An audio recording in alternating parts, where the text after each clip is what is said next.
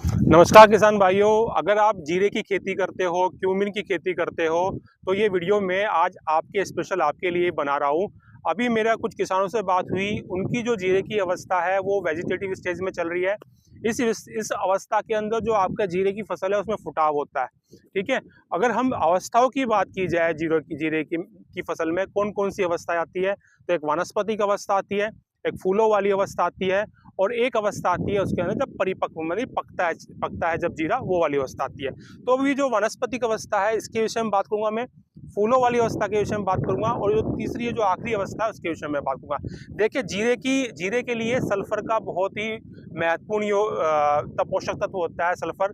Sulphur के बिना आप अच्छे जीरे का उत्पादन नहीं ले सकते हो, ठीक है। तो अब आपको सल्फर दो तरीके से आप दे सकते हो, एक जमीन से दे सकते हो और ऊपर छिड़काव के रूप में भी कुछ उत्पाद आते हैं जिनका आप इस्तेमाल करके सल्फर की आपूर्ति आप अपनी फसल को कर सकते हो। तो मैं अब आपको शेड्यूल बताता हूँ। देखिए, पहली होती है वनस्पतिक अवस्था। इस अवस्था के अंदर अपने को चाहिए फुटाव, ज्यादा बढ़वार चाहिए, ज्यादा फुटाव चाहिए। तो इस अवस्था के अंदर ज्यादा फुटाव कौन सा तत्व करता है? ज्यादा फुटाव करता है नाइट्रोजन। नाइट्रोजन अगर आप पूर्ति करोगे किसी भी फसल के अंदर, ठीक है, तो पौधा जमीन से ऊपर ज्यादा बढ़ेगा। अगर आप फास्फोरस उसको दोगे तो पौधा जमीन के नीचे जड़ों का विकास ज्यादा होगा। आप अगर पोटास दोगे तो पोटास क्या करेगा, जो तना होगा उसको मजबूत करेगा।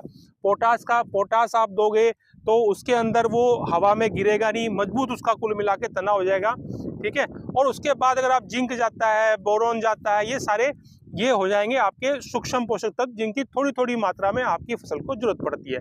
तो क्यूमिन के अंदर अभी आपको जो छिड़काव करना है वो करना है क्षमता एनपीके 11-11-8, जिसके अंदर नाइट्रोजन, फास्फोरस, पोटास और जिंक और बोरोन मिलता है। दूसरा छिड़काव करना है आपको, क्योंकि मैंने क्या बोला, सल्फर ज्यादा लगती है, तो सल्फर का एक विकल्प है या तो जमीन में डालो, या दूसरा विकल्प है आप छिड़काव करो। तो छिड़काव वाले विकल्प के साथ मैं जाना चाहूंगा। मैं आपको सिफारिश करूंगा कि आपको करना है क्षमता केटीएस का। क्षमता केटीएस जो है इसके अंदर पोटास भी है और इसके अंदर सल्फर भी है। तो क्षमता 11-11 का डोज रखना है आपको 400 ml प्रति एकड़। क्षमता केटीएस का भी आपको डोज रखना है 400 ml प्रति एकड़। तो पहला छिड़काव किसका हुआ? क्षमता एनपीके 11-11-8 का। दूसरा छिड़काव किसका होगा? क्षमता केटीएस का। क्यों? हमें सल्फर चाहिए तो हम ऊपर से सल्फर देंगे क्षमता केटीएस के द्वारा। और तीसरा छिड़काव करना है जब फूलों वाली जब अवस्था है, उस अवस्था में तीसरा छिड़काव करना है अपने को एग्रोपूर्णा का।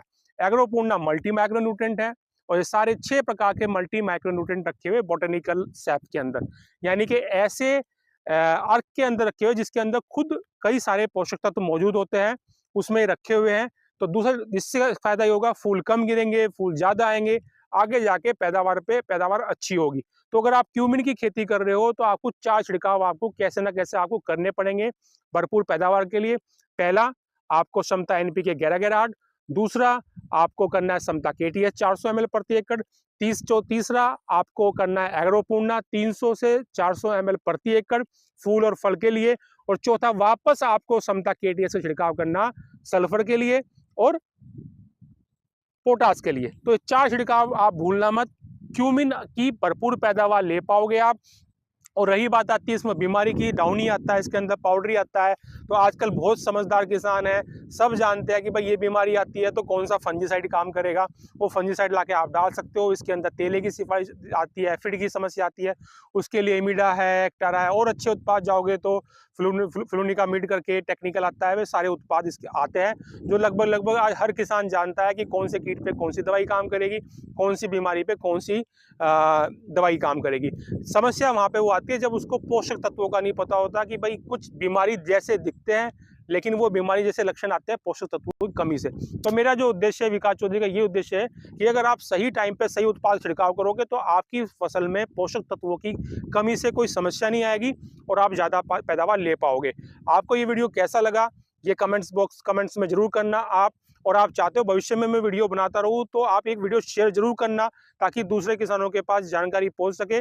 और ये फेसबुक पेज पर पहली बार आए हो तो आप ये फॉलो जरूर करना। धन्यवाद।